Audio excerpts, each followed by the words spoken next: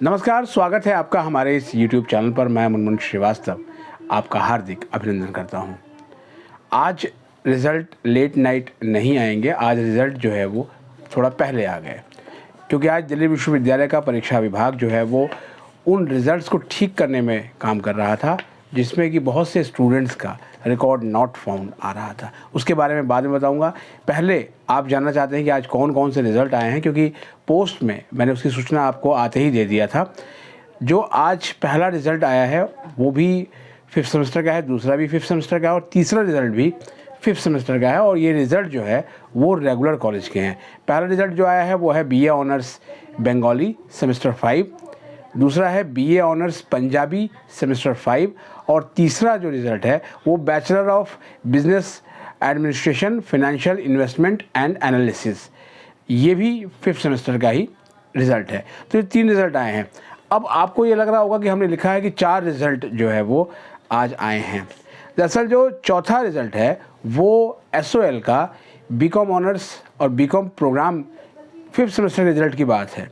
ये रिज़ल्ट अभी कुछ दिन पहले निकाले गए थे और इसमें स्टूडेंट्स की ये शिकायत थी कि उनका जो रिज़ल्ट है वो नहीं निकल रहा है और रिकॉर्ड नॉट फाउंड शो हो रहा है। तो क्या ये कोई टेक्निकल एरर है या कंप्यूटर की मिस्टेक है या वाकई में जो है वो उनके जो एग्ज़ामिनेशन शीट है वो चेक नहीं हो पाई है। कई तरह के इनके जो है वो कयास लगे हुए हैं और उसको लेकर जो है वो बच्चों ने एक ईमेल भी भेजा, ड्यू के वाइस चांसलर को भेजा, ड्यू के एग्ज़ाम ब्रांच को भेजा। कुछ बच्चे जो है वो मुझे मिले भी, उन्होंने कहा कि सर हम एप्लीकेशन देकर आए हैं कि हमारा रिकॉर्ड नॉट फाउंड आ रहा है। ये सवाल हमने ड्यू के परीक्षा विभाग के OSD से पूछा भी था और उन्होंने कहा भी था कि अगर इस तरह की तकनीकी समस्याएं आ रही है स्टूडेंट्स को तो उसको जो है वो दूर करने की कोशिश की जाएगी। शनिवार को जो ड्यू का एग्ज़ाम ब्रांच है वो इस तकनीकी दिक्कत को दूर करने में लगा रहा, क्योंकि ये कुछ टेक्निकल दिक्कत थी जो 2021 के जो एडमिशन्स हैं उनके साथ आई थी और इसको अब ठीक कर दिया गया है। और जो हमें एक संदेश प्राप्त हुआ वो यही था कि जो ये रिज़ल्ट हैं अब वो रीअपलोड किए गए हैं और ये फिर से लाइव हो चुके हैं। इससे जो चौथा रिज़ल्ट का जो कन्फ्यूजन था, जो आपको लग रहा है कि कोई एक अलग से रिज़ल्ट है, तो वो अलग से रिज़ल्ट नहीं है, वो उन्हीं रिज़ल्ट को ठीक किया गया है। बावजूद इसके कि अगर आप उसको पोर्टल पर जाकर रिज़ल्ट को नहीं देख पा रहे हो तो आप एक बार फिर से रिफ़्रेश करके आप देखिए और मुझे लगता है कि आपका जो है वो रिज़ल्ट आ गया होगा और आपको अब परेशानी नहीं हो रही होगी। अब बात करते हैं कि अगले रिज़ल्ट जो है वो कौन से हो सकते हैं। और एक जो बड़ा सवाल है कि SOL का BA प्रोग्राम का 5th सेमेस्टर का रिज़ल्ट कब आएगा। देखिए, इसको लेकर फ़िलहाल अभी जो है वो ज़्यादा अपडेट नहीं है कि ये रिज़ल्ट कब आएगा, लेकिन आप ये मान कर चलिए कि ये रिज़ल्ट जो है वो आज तो नहीं आएगा और इसकी जो ज़्यादा संभावनाएं हैं वो ये है कि जो ये रिज़ल्ट है वो अब अप्रैल के पहले सप्ताह में ये रिज़ल्ट आ सकता है। लेकिन इसको लेकर अभी आप कोई भी कयास ना लगाएं, इस पर विस्तृत अपडेट हम आपको बाद में देंगे। फ़िलहाल इस सवाल का जवाब देना इसलिए ज़रूरी था क्योंकि जितने भी कमेंट हैं उनमें से लगभग 90% से ज़्यादा कमेंट और इवन जो मेरे व्हाट्सएप पे जो आपके कमेंट आ रहे हैं, अभी भी जब हम इस वीडियो को शूट कर रहे हैं तो उस समय भी जो है वो कमेंट्स के आने का सिलसिला जारी है। तो आप थोड़ा सा सब्र रखें, क्योंकि BA प्रोग्राम के सामान्य तौर पर रिज़ल्ट बाद में आते थे। बीते वर्ष BA प्रोग्राम का जो है वो रिज़ल्ट थोड़ा पहले आया और ऑनर्स के रिज़ल्ट उसके बाद में आए। लेकिन ये कॉपी चेक होने और जो है मॉडरेशन की प्रक्रिया और उसके बाद जो है रिज़ल्ट लाइव होने के बीच में एक काफ़ी लंबा प्रोसेस होता है। और अगर किसी को समझ में नहीं आ रहा हो तो वो OSD प्रोफेसर अजय अरोड़ा जी का वो इंटरव्यू देख सकते हैं, जिसमें उन्होंने रिज़ल्ट निकलने की प्रक्रिया के बारे में बताया है। अब 2 स्टूडेंट ऐसे रहे हैं जिनके कमेंट मैंने पढ़े और इन्होंने मुझे ईमेल भी किया कि सर जो है वो इंग्लिश ऑनर्स 3rd सेमेस्टर और BA honours psychology 1st semester, इनके रिज़ल्ट कहाँ खो गए हैं। जबकि साइकोलॉजी तो बहुत कम कॉलेजों में है, ये जो है आधा दर्जन से भी कम कॉलेजेस में साइकोलॉजी पढ़ाई जाती है। अप्लाइड साइकोलॉजी के कुछ रिज़ल्ट आ गए हैं, लेकिन साइकोलॉजी का क्यों नहीं आ रहा है।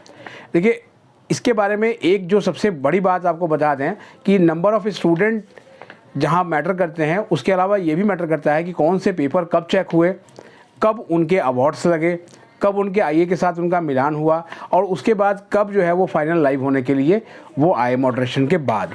तो इस प्रक्रिया में हो सकता है कि कहीं कुछ दिक्कतें हों और इसकी सूचना ड्यू के एग्ज़ाम ब्रांच को दे भी दी गई है कि ये जो ऐसे कोर्सेज़ हैं जिनमें स्टूडेंट्स की संख्या उतनी ज़्यादा नहीं है, वो लोग कह रहे हैं कि उनका रिज़ल्ट जो है वो क्यों नहीं निकल रहा है। इसके बारे में एग्ज़ाम ब्रांच जो है वो विस्तार से बताए कि ऐसा क्यों है।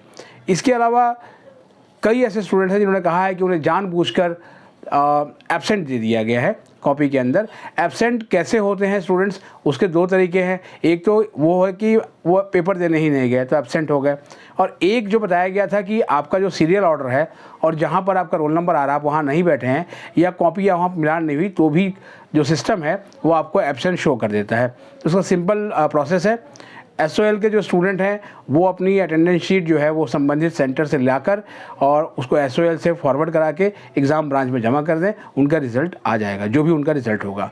रेगुलर कॉलेज के जो स्टूडेंट्स हैं उनके लिए भी प्रक्रिया यही है, वो एप्लीकेशन लिखें और अपने कॉलेज के प्रिंसिपल से वेरीफाई करा के और अटेंडेंस शीट की कॉपी लगाकर उसको जमा कर दें, उनका भी रिज़ल्ट आएगा। बहुत से स्टूडेंट्स कह रहे हैं कि अगर उनको दिक्कत थी तो उनका रिज़ल्ट अपडेट हो भी गया है, क्योंकि इस बार रिज़ल्ट में एरर ज़्यादा नहीं दिखे हैं। ये बहुत अच्छी बात रही है और इसके लिए ड्यू के परीक्षा विभाग को बधाई दी जानी चाहिए।